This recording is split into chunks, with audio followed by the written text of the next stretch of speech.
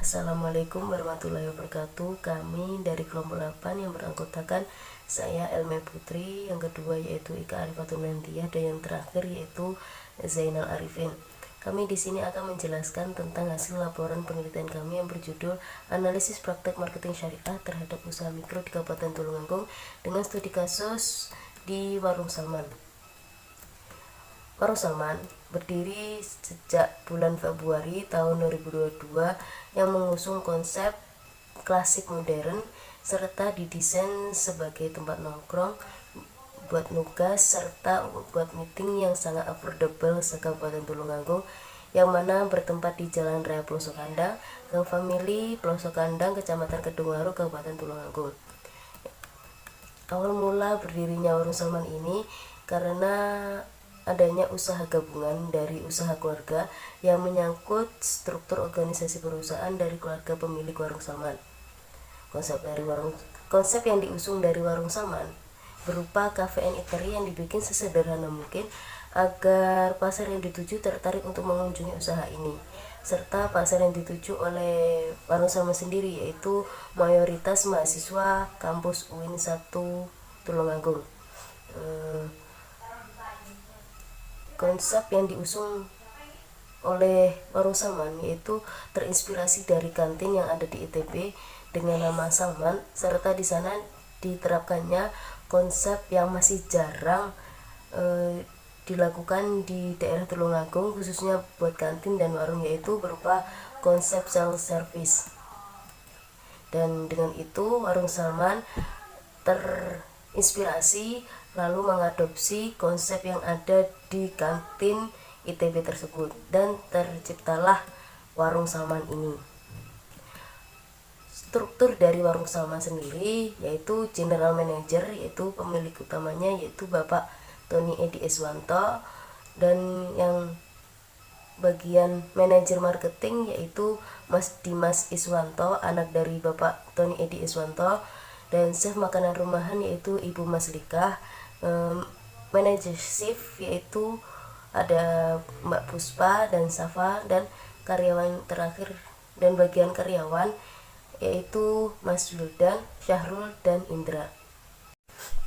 Visi misi dari Warung Salman yaitu untuk visinya menjadi usaha mikro yang bisa dijadikan tempat makan yang affordable setulungagung, dan misinya yaitu menyediakan tempat makan yang murah, nyaman, bisa buat nongkrong, nugas, bahkan meeting.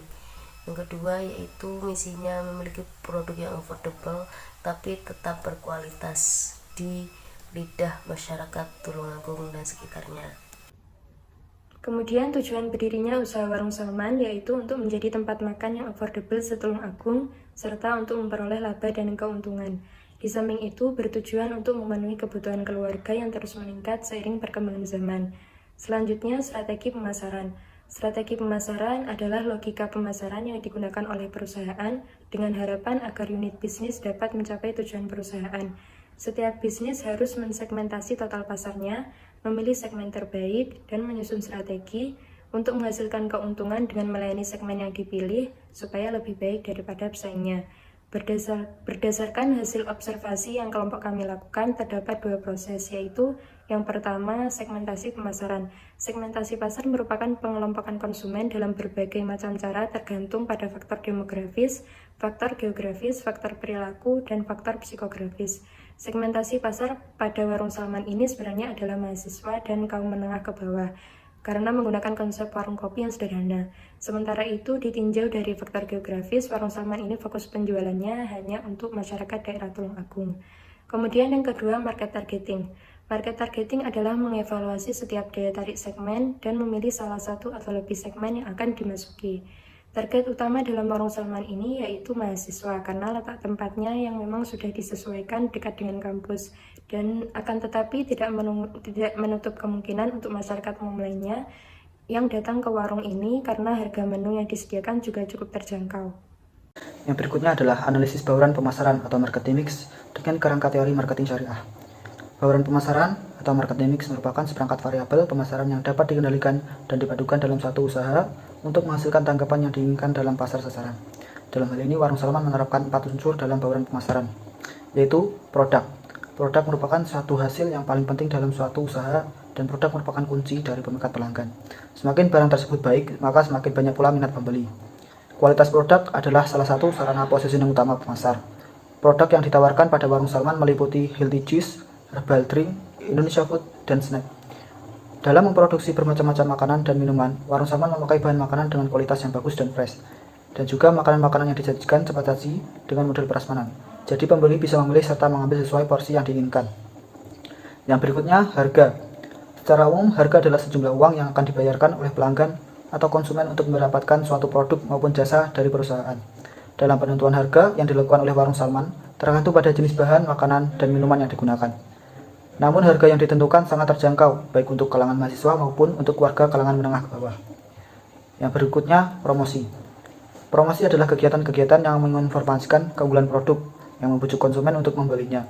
Promosi merupakan salah satu faktor keberhasilan suatu program pemasaran. Bentuk promosi yang dilakukan oleh Warung Salman ini antara lain menggunakan media sosial berupa Facebook dan Instagram. Warung Salman juga menggunakan salah satu ikon atau monumen yang ada di lokasi sebagai salah satu langkah promosi untuk memikat para konsumen. Setelah banyak konsumen yang terlibat dengan teknik marketing yang digunakan oleh Warung Salman, pemilik menghadirkan promo soft opening, buy one get one, minuman dengan syarat pembelian minimal Rp10.000. Dan sampai sekarang pemilik Warung Salman masih menggunakan media sosial sebagai bentuk promosi kepada khalayak ramai. Yang berikutnya, tempat. Tempat adalah tempat usaha yang beroperasi atau tempat usaha melakukan kegiatan untuk menghasilkan barang dan jasa yang memantikan segi ekonomisnya. Lokasi usaha Warung Salman bertempat di Jalan Raya Pelosok Kandang, Gang Family Pelosok Kandang, Kecamatan Kedungwaru, Kabupaten Tulungagung. Dibangun di atas lahan milik sendiri sebesar 100 meter persegi. Letak Warung Salman ini berada di daerah belakang kampus Universitas Islam Said Ali Rahmatullah, yang mana di daerah tersebut banyak sekali tempat-tempat nongkrong.